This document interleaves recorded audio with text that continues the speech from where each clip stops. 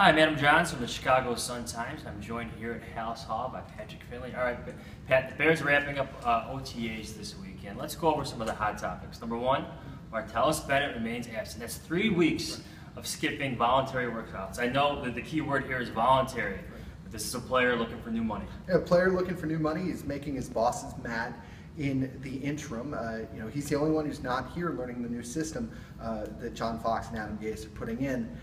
That said, he doesn't get fined unless he doesn't show next week when the mini camp begins.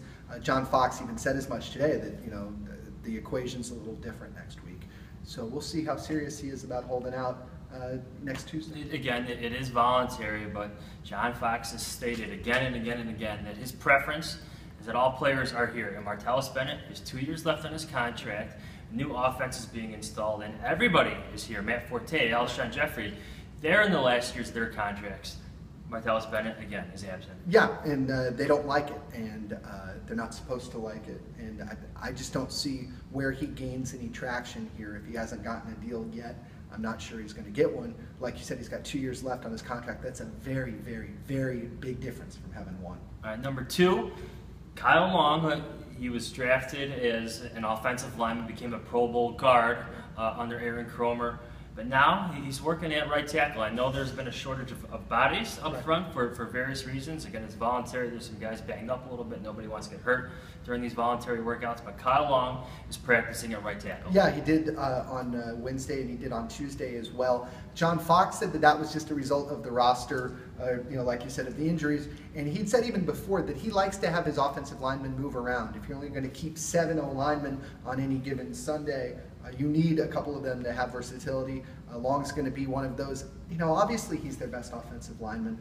Obviously he's really skilled.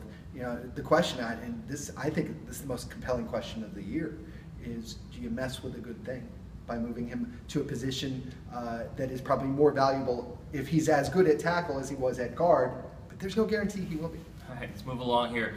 Defensively, we know the Bears are installing a 3-4 defense. So number three, at least my observation here, is that the Bears are very high in Shea McClellin. John Bostic has been practicing because of a back issue.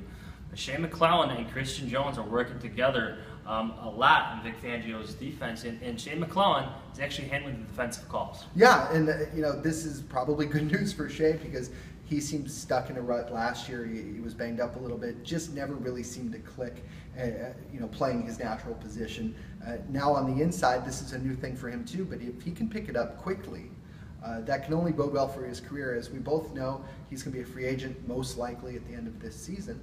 And if he's going to get that really important second contract, he's going to need a good year this season. All right, that does it for OTAs. We'll be back out here for mandatory minicamp. We'll see if Martellus Bennett joins us. For the Sun-Times, he's Patrick Finley. I'm Adam Jahns. Thanks for watching.